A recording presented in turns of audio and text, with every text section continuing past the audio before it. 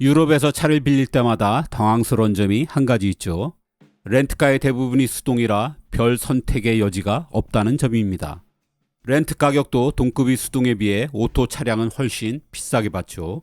그나마 요즘은 사정이 좀 나아졌지만 10여 년 전만 해도 유럽의 작은 공항이나 작은 도시에선 아예 오토매틱 차량이 없는 경우도 꽤 있었습니다. 그간 수동 차량을 고집해오던 유럽에서도 최근엔 대형 승용차를 중심으로 점차 오토매틱이 증가하고 있긴 합니다. 영국에선 2020년에 처음으로 신차 판매에서 오토가 수동을 넘어섰습니다. 독일에서도 오토 판매가 비약적으로 증가해 거의 30%에 달할 것으로 추정되고 있습니다. 하지만 소형차 천국인 프랑스와 이탈리아에선 여전히 수동차가 압도적으로 많죠. 유럽 전체를 보면 길에 굴러다니는 승용차의 7-80% 정도가 여전히 수동일 것으로 자동차 매체들은 보고 있습니다. 사실 우리나라가 워낙 오토매틱 차량이 많아서 그렇지 대부분의 나라에선 수동차가 여전히 대세입니다. 세계 주유국 중 오토 차량이 압도적으로 많은 나라는 우리를 포함해 미국, 캐나다, 일본, 호주, 뉴질랜드 정도뿐이죠. 우리나라에서도 아직 극소수의 수동 매니아들이 남아있긴 합니다. 소위 운전 맛을 즐기는 사람들입니다. 하지만 요즘 수동차를 운전할 줄 아는 사람들이 워낙 적어 술 마시고 대리운전 부를 때가 제일 난감하다고 합니다. 운전 능력자를 찾느라 대기 시간도 길고 추가 비용도 내야 하기 때문입니다. 중고차로 차를 팔 때도 막심한 손해를 감수해야 하고요.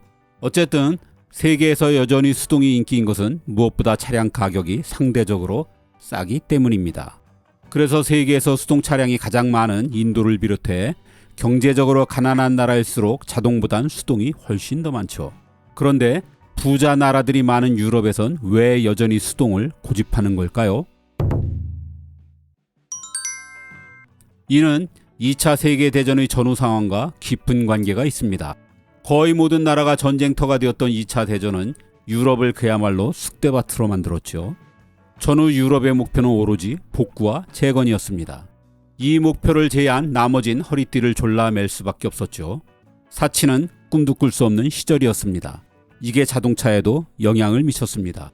이 무렵 영국에서 가장 많이 팔렸던 오스틴 1100과 같은 1100cc급의 값싼 소형차가 유럽 자동차의 지배종이 된 건 당연했습니다. 이 상황은 미국과 비교해보면 더욱 확연하게 이해될 수 있습니다. 당시 미국은 유럽과 정반대였죠. 전쟁도 이기고 경제도 호황이었습니다.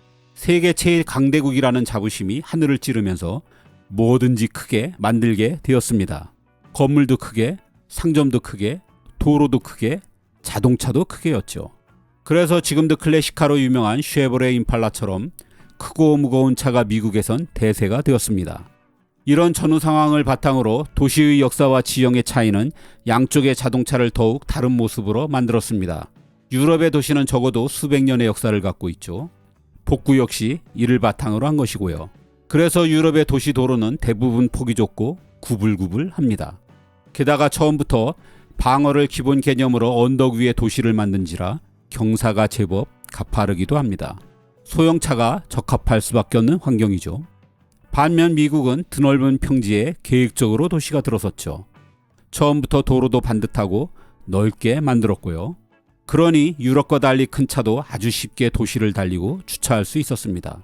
1980년대 후반기가 되어 이미 미국에선 오토 자동차의 시대가 되었습니다. 하지만 유럽에는 아무런 영향을 미치지 못했죠. 좁고 구불구불하고 가파른 도로에선 수동 변속기가 최고였기 때문입니다. 이런 도로에서 빠르게 가속하고 높은 파워를 얻는 데는 당시 기술론 자동이 수동을 따라올 수 없었습니다. 게다가 결정적으로 유럽의 휘발유 값이 미국보다 늘 비쌌죠. 물론 나라마다 다르긴 하지만 역대 평균으로 보면 유럽의 1리터당 휘발유 값은 미국과 2배 이상 차이가 났습니다. 지금도 미국이 리터당 1,000원대 초반 수준이라면 유럽은 대개 2,000원이 넘습니다. 그러니 차를 결정할 때 연비가 무엇보다 중요한 고려 사항일 수밖에 없습니다. 수동 자동차는 동종의 오토매틱에 비해 보통 30% 정도는 더 가볍습니다. 기계에게 맡기는 게 아니라 사람이 직접 변속을 하니 변속기의 구조가 좀 더 간단하고 무게에서도 차이가 나죠. 차가 가벼우면 당연히 연비도 좋아져 보통 수동이 자동보다 20%가량 연비가 높습니다. 하지만 이것도 옛날 이야기입니다. 오토매틱 차량의 약점이 계속 개선되면서 최근엔 수동과 자동의 연비는 거의 차이가 나지 않는다고 합니다. 더구나 수동의 경우 변속기를 완벽한 타이밍에 맞춰 조작하지 않으면 오히려 지금의 자동보다 연비가 떨어집니다. 이런 상황에서 수동을 계속 고집한다는 것은 그간의 효율성에서 비롯된 일종의 관성이라고 할 수 있습니다. 유럽인들이 수동을 고집하는 또 다른 이유로는 낮은 유지 비용을 꼽을 수 있습니다. 수동은 자동에 비해 구조 자체가 단순해 수명이 길고 잔고장도 훨씬 적습니다. 고장 나더라도 수리 비용이 적게 나오죠. 인건비가 비싼 유럽에선 그 비용이 엄청나 웬만하면 직접 수리하는 사람도 많습니다.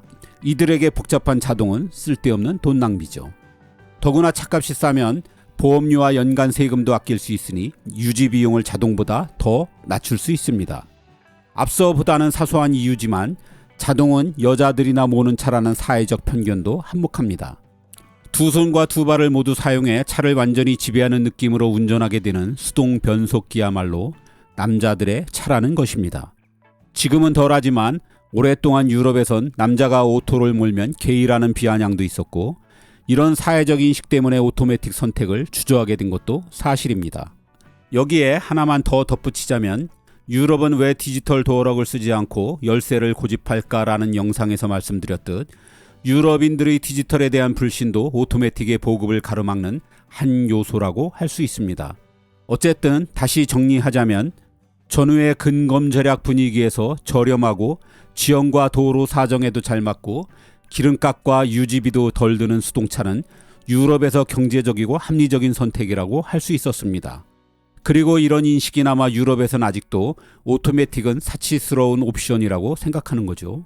한편 오토매틱이 일부 국가에서 급속도로 보급된 것은 도시 집중화가 가장 중요한 요인입니다.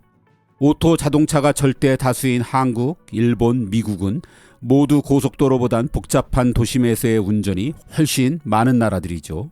가다서다를 반복하는 극심한 교통체증이 일상화된 현실에선 오토 자동차의 장점이 더욱 뚜렷할 수밖에 없습니다. 만약 유럽에서도 우리만큼이나 도시 집중화가 심했다면 분명 지금보다 오토매틱의 보급은 훨씬 많았을 것입니다. 하지만 유럽에서도 앞으로는 자동이 대세가 될 것입니다. 이미 유럽에서 만드는 고급 차종에선 수동 변속기의 단종이 시작되었습니다. 수동 변속이 당연했던 스포츠카조차 이젠 자동 변속기만을 달 정도입니다.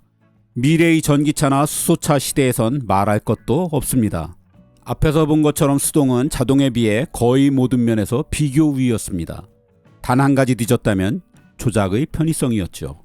점차 수동이 멸종하고 자동이 보편화되는 것을 보면 편리함이야말로 인간의 본성 중 하나라는 생각이 듭니다.